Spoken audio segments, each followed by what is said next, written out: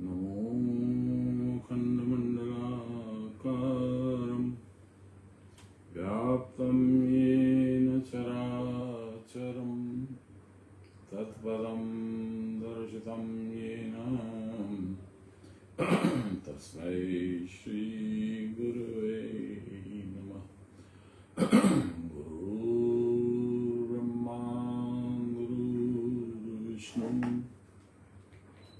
गुरुर्देवो महेश्वरः गुरुर्साक्षात् परब्रह्म तस्मै श्रीगुरवे नमः। ध्यानमूलं गुरोर्मूर्ति पूजामूलं गुरोर्पदं मन्त्रमूलं गुरोर्वाक्यं मोक्षमूलं गुरोर्कृपाम् ब्रह्मानन्दं परमसुखदं केवलं ज्ञानमूर्तिं द्वन्द्वातीतं गगनसदृशं तत्त्वमस्यादिलक्ष्यम् एकं नित्यं विमलमचलं सर्वदा साक्षिभूतं भावातीतं त्रिगुणरहितं सद्गुरुं तं नमामि सद्गुरुं तं स्मरामि सद्गुरुं तं भजामि। नमो ब्रह्मण्यदेवाय गोब्राह्मणहिताय च जगद्विताय श्रीकृष्णाय गोविन्दाय नमो नमः। मूकं करोति वाचालं पङ्गुं लङ्घयते गिरिं यत्कृपातमहं वन्दे परमानन्दमाधवं। नमो शुभमविद्यां योगशास्त्रे नमः श्रीगुरुचरणकमलेभ्यो नमः श्रीकृष्णाय नमः श्रीगुरुदेव्यै नमः। श्रीकृष्णाय वासुदेवाय हरे परमात्मने नमः। प्रणतक्लेशनाशाय गोविन्दाय नमो नमः। दुर्गे स्मृता हरसि भीतिमशेषजन्तु स्वस्ति स्मृता मतिमतीव शुभां ददासि। दारिद्र्यदुःखभयहारिणि का त्वदन्यं सर्वोपकारकरणाय सदा दृचितां। श्री दुर्गादेव्यै नमः। ओम श्री दुर्गादेव्यै नमः। ओम श्री दुर्गादेव्यै नमः। श्री गुरुचरणकमलेभ्यो नमः। श्री गुरुचरणकमलेभ्यो नमः। श्री सद्गुरुचरणकमलेभ्यै नमः। तृतीय अध्याय छठा श्लोक।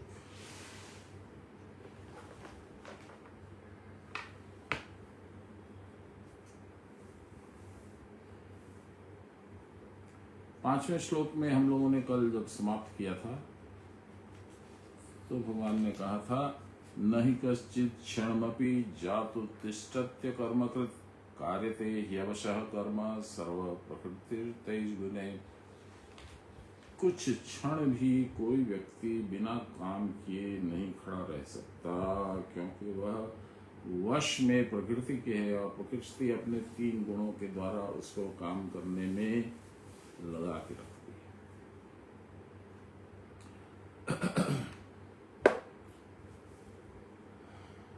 आज हम लोग छठे श्लोक में ये पढ़ेंगे।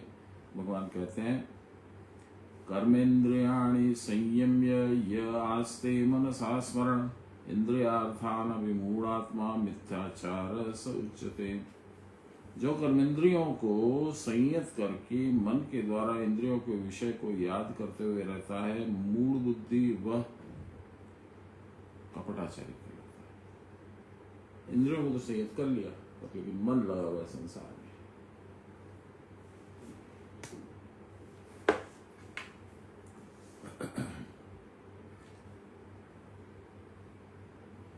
फलाकांक्षा से रहित होकर जो अपने मन में रहता है वो अच्छा है, और इंद्रियों के लिए सुख संपादनार्थ मूर्ख बनकर आत्मा के लक्ष्य से रहित होकर, आत्मा के लक्ष्य से भटक कर मनुष्य का जो कुछ आचरण होता है अर्थात अन्य दिशा में मन लगा रहता है, वह सबके सब मिथ्या है।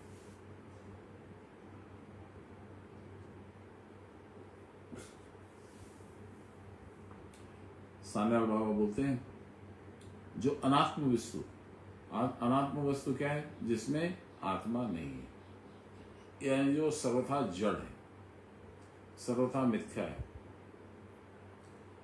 उसमें मन लगाना केवल मिथ्या की उपासना करना है, क्योंकि वो स्वयं वो वस्तु ही मिथ्या जब है तो उसमें मन लगाओगे तो मिथ्या की उपासना कर रहे हो। फलाकांक्षा रहित जो प्राण कर्म है उसमें जो मन लगा सकता है वही अच्छा है, वही शीघ्र आत्माराम होगा। और जो इंद्रियों के व्यापार में मत्त हो रहे हैं वे मूर्ख हैं, क्योंकि उनका मन सत्य वस्तु को छोड़कर असत्य में लगा हुआ है। इस प्रकार के आदमी को जो थोड़ा बहुत भी सुख मिलता है वो कुछ है नहीं। ऊपर का अंश बड़ा मीठा लगता है पर भीतर विष भरा होता है। ऐसे लोग अपनी बुद्धि के गर्व से क्रिया नहीं करते, केवल शास्त्र वाक्य रटा करते। ब्रह्म विषयक बातें करने पर भी उनका मन विषय लोलुप ही रहता है। इसी से उनके ऊपर से ऊपर त्यागी का वेश होते हुए भी मन सदा विषयों के लिए अधीर होता रहता है। ये लोग संसार को तो ठगते ही हैं, साथ में आत्म प्रवंचना भी करते हैं, अपने आप को भी बेवकूफ बनाते हैं। अतएव कर्मेंद्रियों का संयम चाहे जितना हो या न भी हो, मन संयम सबसे पहले आवश्यक है। मन को असंयत रखकर कर्मेंद्रियों को संयत करने से उसकी यथार्थ स्थिरता प्राप्त नहीं होती। अतएव आंखें मूंद कर आसन लगाकर जो ध्यान धारणा का भान करता है वो सब मिथ्या विडंबना मात्र है। मैं किसी धर्म संप्रदाय कम्युनिटी किसी का नाम नहीं लेना चाहता हूँ, पर एक जगह इसी तरह का है। मन का ध्यान नहीं करते, वो शरीर को बांध देते हैं। इतने दिन का उपवास करो, इतने दिन का ये करो, इतने दिन पानी छोड़ दो, इतने दिन खाना छोड़ दो, तुम कुछ भी छोड़ दो, भगवान का नाम तुमको नहीं याद रहेगा। हम लोग भी जब एक दिन का भी उपवास करते हैं तो शाम तक में तो खाली खाने की ही सूझती है, भगवान का नाम नहीं सूझता है। माथा दुखता है सो अलग, तबीयत खराब होती है सो अलग। तो ऐसा काम क्यों करना? यही मिथ्याचार है।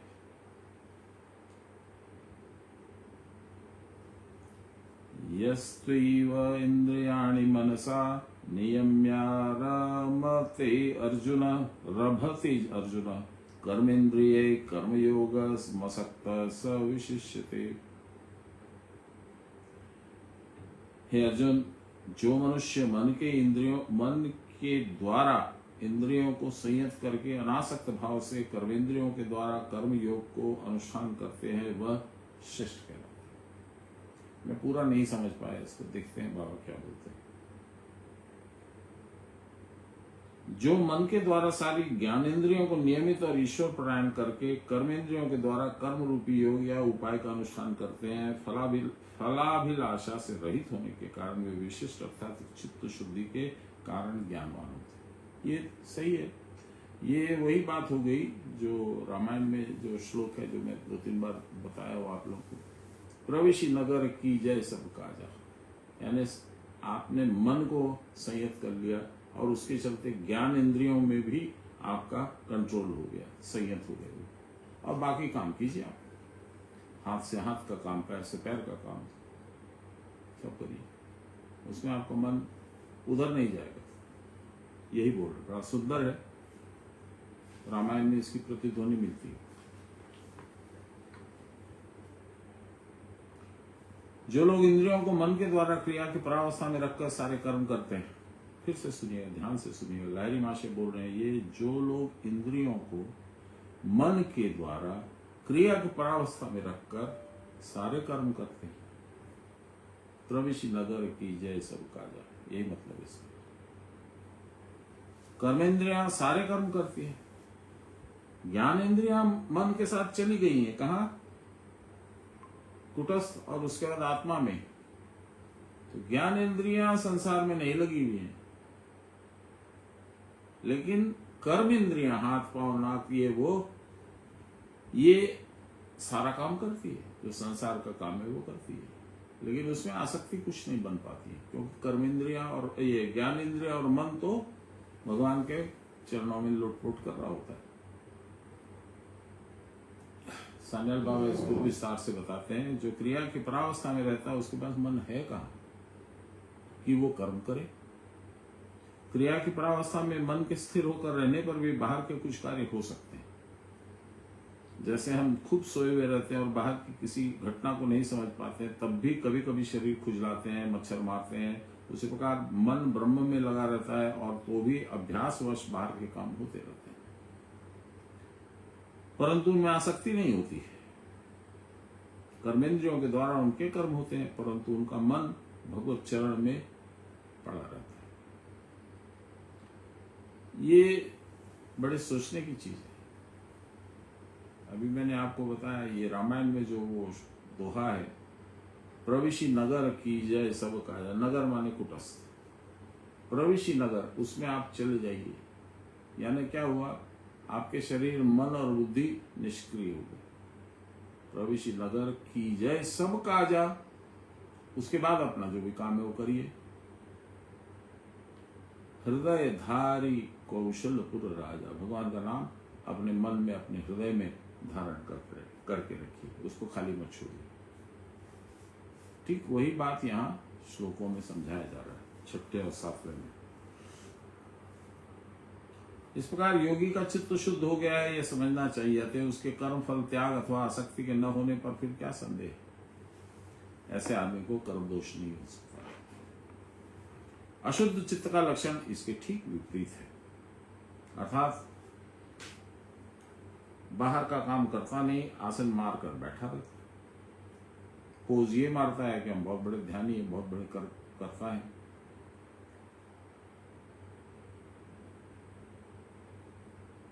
खटाखट माला भी जपता है, माला चलती रहती है उसकी। फौस फौस भी श्वास क्रिया के द्वारा प्राणायाम भी करता रहता है, परंतु साथ ही मन में उसके विषय चिंतन है।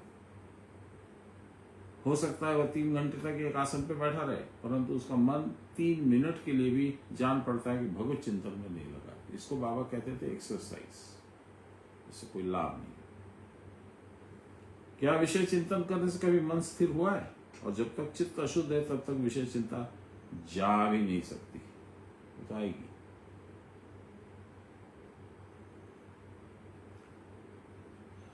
तो फिर इसका उपाय क्या है? इसका उपाय है रोना, खूब जोर से अपने को नियम में रखना, उनको पुकारना और मन ही मन बतलाना। आज सुबह मेरे सीनियर गुरु भाई का फोन आया था, वो कुशल छेम पूछ रहे थे, कुछ बातें और बोल रहे थे। उन्होंने यही कहा, अपना शौक झामेला मीटे जावे, भगवान के डेके डाकू, केंदे केंदे डाकू, रो करके उनको पुकारिए भगवान।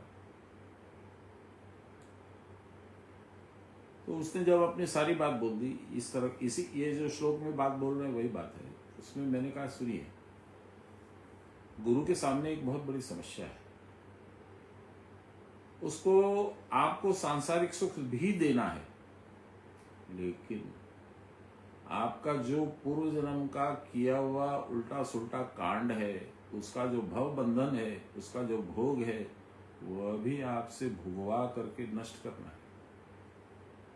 ये करते हैं तो इसके विपरीत में ये नहीं होता, और ये करते हैं तो इसके विपरीत में ये नहीं होता। दोनों परस्पर विरोधी हैं। तो गुरु बेचारे क्या करें, बोलिए।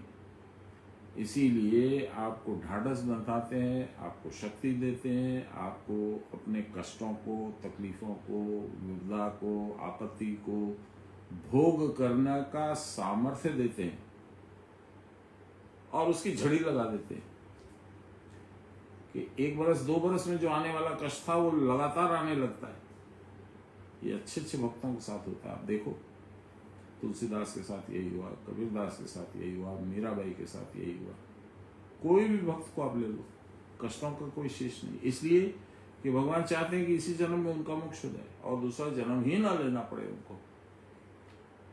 तो जो उनके कई जन्मों के कर्म है उनका क्या करेंगे भगवान? उन्हीं का नियम बनाया हुआ है कि जैसा कर्म वैसा भोग।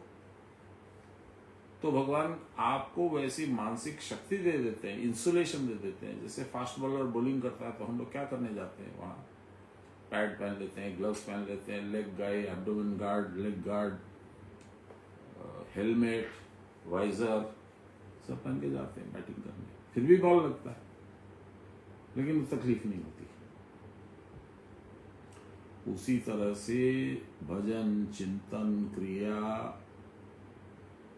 स्वाध्याय, ये सब ये लेग गार्ड्स हैं, ग्लव्स हैं, ये आपको बचाने के लिए, आपको मानसिक शक्ति देने के लिए है। मैदान में तो उतरना ही पड़ेगा, टीम में आपका नाम आ गया, आप भाग तो सकते नहीं। तो ये बात है। तो भगवान के सामने, गुरु के सामने ये दुविधा है।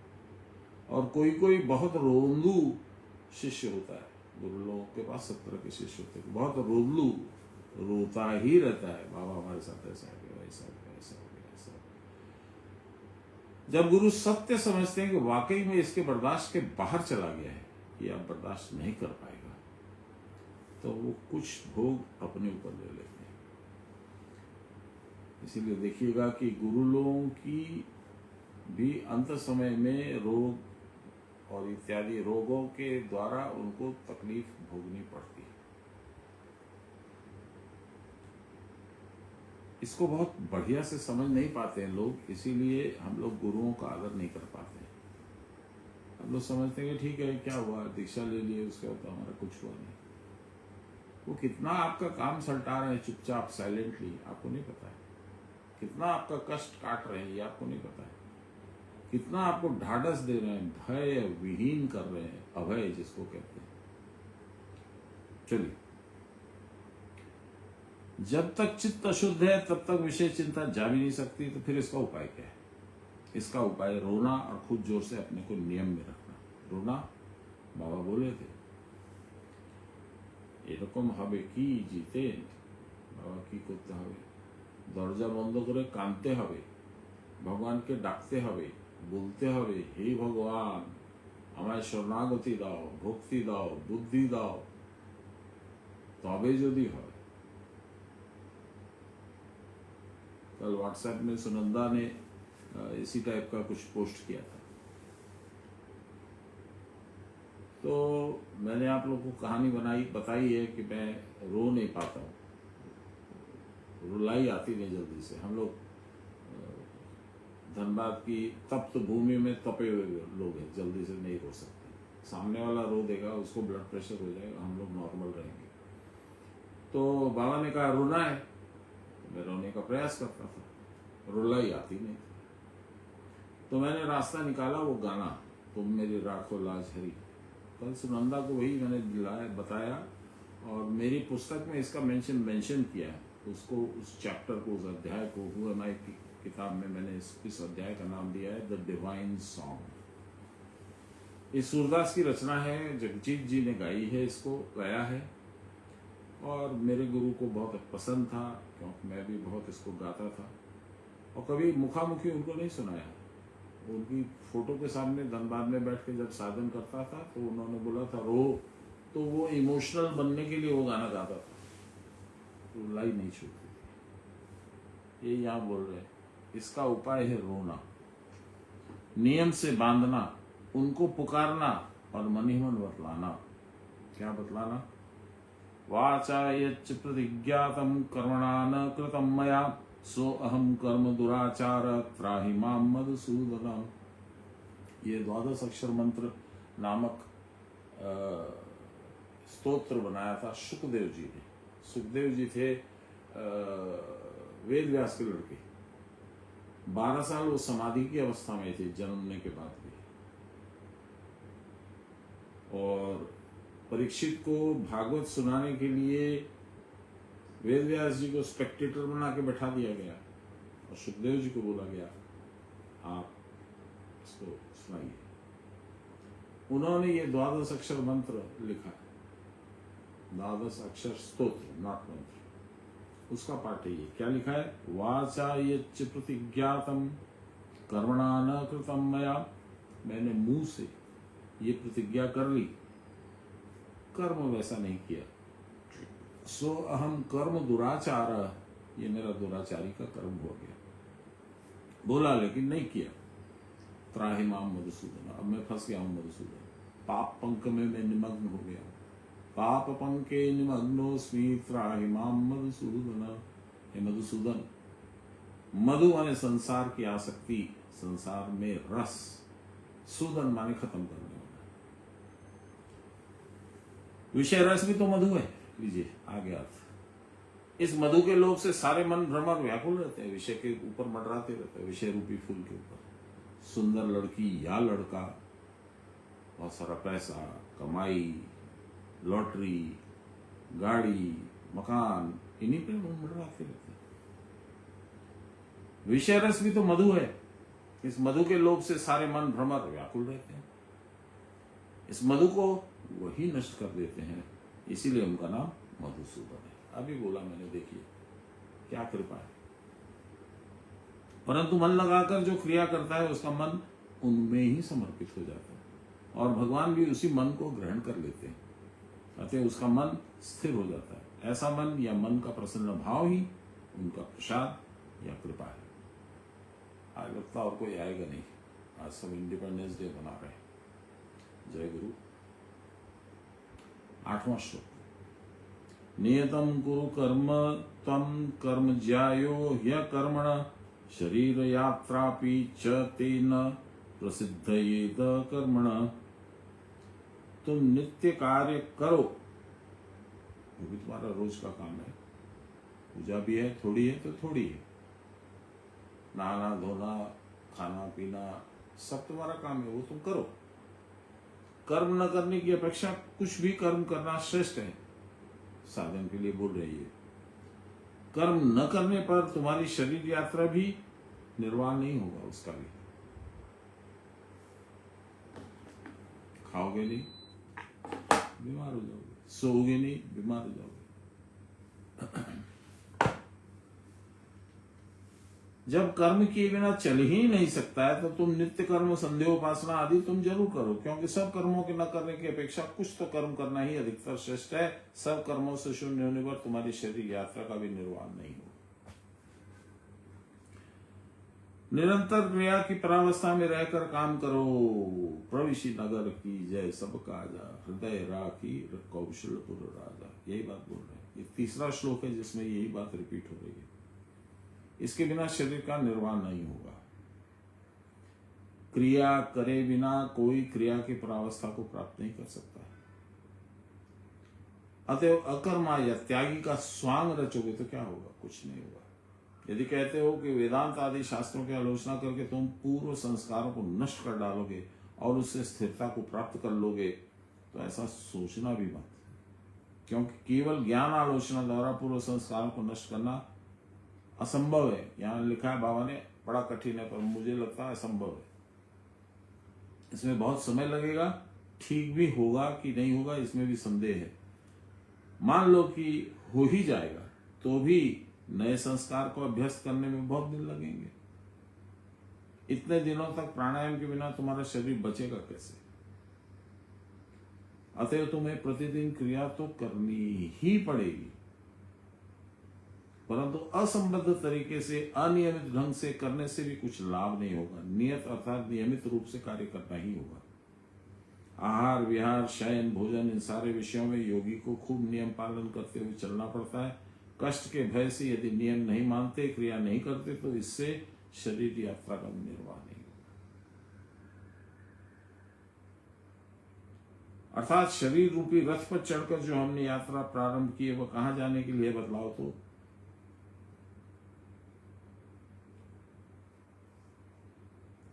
क्या केवल इंद्रिय भोग और कर्म भोग करने के लिए ये यात्रा है? चलो पिकनिक बना के आते हैं, ऐसा है?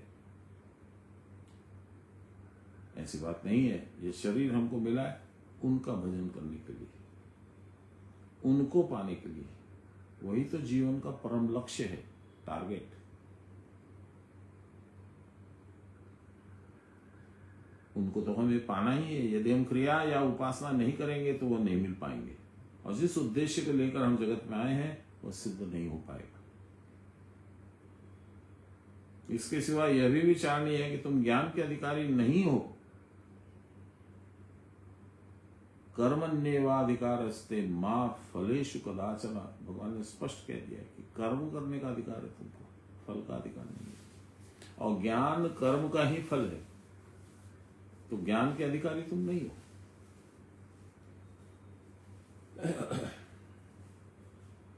तुम चाहते हो मेरा भक्त होना, परंतु इसकी भी सिद्धि नहीं होगी, वो भी नहीं बन पाओगे। कर्म का अधिकारी होकर जो कर्म करता नहीं है, केवल मौखिक ज्ञान की बात बघाड़ता है, उसका इहलोक, ये लोक और परलोक दोनों गए। प्राण क्रिया करते करते तुम्हारा देह अभिमान जाएगा, इसी को प्राणायाम बोलते हैं। शरीर की सीमा से जब तुम्हारे प्राण का विस्तार हो, सबके प्राण के साथ तुम्हारा प्राण जुड़े, तो फिर शरीर की सीमा नष्ट हो गई। तो क्या कह रहे, देखिए तुम्हारा देह अभिमान जाएगा, मैं ये देह हूं, ऐसा सोच खत्म हो जाएगा। देहाभिमान शून्य पुरुष को सर्वत्र ही आत्मदर्शन होता है, उस समय अहंकार नहीं रह जाता। कैसे, वो मैंने आपको प्रोसेस बताया। उस समय जो कुछ करोगे भगवत सेवा ही तुमको जान पड़ेगी, उस समय तुम्हारा निजी काम कुछ नहीं रहेगा। इस प्रकार चरम ज्ञान प्राप्त कर परमा शक्ति को प्राप्त करोगे।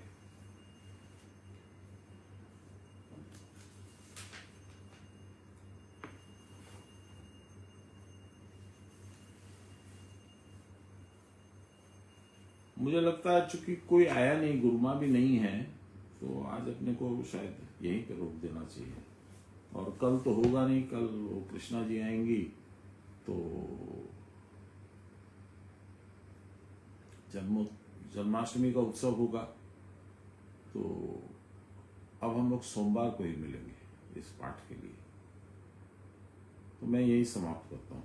श्री कृष्ण गोविंद हरे मुरारे, हे राम नारायण वासुदेवम, श्री गुरु चैतन्य हे आत्मदेव, हे मात दुर्गे हर विश्वनाथ, सर्वे भवन्तु सुखिनः, सर्वे सन्तु निरामया, सर्वे भद्राणि पश्यन्तु मां कश्चित् दुःख भाग्। देखिए ये जो है ना, सर्वे भवन्तु सुखिनः, इसका मतलब समझिए। हम लोग इसको तौलते हैं विषय सुख से। यहाँ विषय सुख की कामना नहीं की जा रही है। सुख का मतलब है भगवान का सानिध्य, भगवान के पास बैठना। तो सर्वे भवन्तु सुखिनः माने सब आपके पास पहुंच पाए प्रभु, ऐसी प्रार्थना है। सर्वे भवन्तु निरामयः, कोई भी कष्ट नहीं हो। भगवान के पास कैसा कष्ट, जब उनके पास पहुंच जाएंगे कष्ट खत्म। सर्वे भद्राणि पश्यन्तु, भद्राणि का मतलब आप देखते हैं निवृत्ति को सुभद्रा नाम दिया गया। भद्राणि मतलब भगवत भक्ति से ओत प्रोत, यही है भद्र। भद्राणि पश्यन्तु, वो सुभद्रा को देखे यानी निवृत्ति को देखे और उसके पश्चात आपका दर्शन करें, इसका मतलब ये है। जैसे एक वो चरखासुर एक गाना गाते थे, वो बोलते थे मेरे को बहुत प्रिय, मेरे को बहुत प्रिय।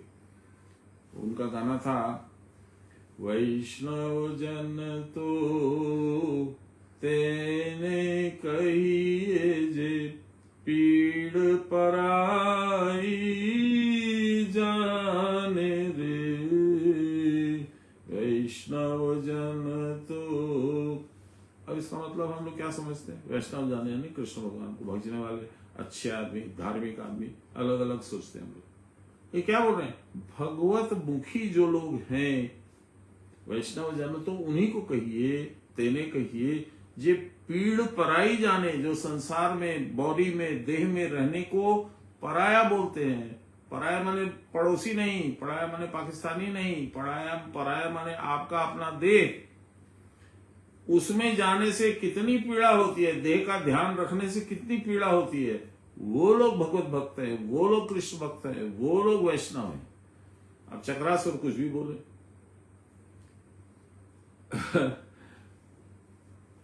असतो मा सदगमय तमसो मा ज्योतिर्गमय मृत्योर्मामृतं गमय आविराविमहि। बोलिए प्रेम से गुरु महाराज की जय, परम गुरुदेव की जय, परात्पर गुरुदेव की जय, परमेष्टि गुरुदेव की जय, आदि गुरुदेव की जय, गुरु माता की जय।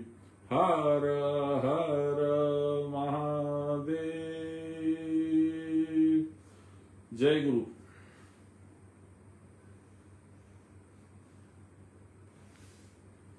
Ooh.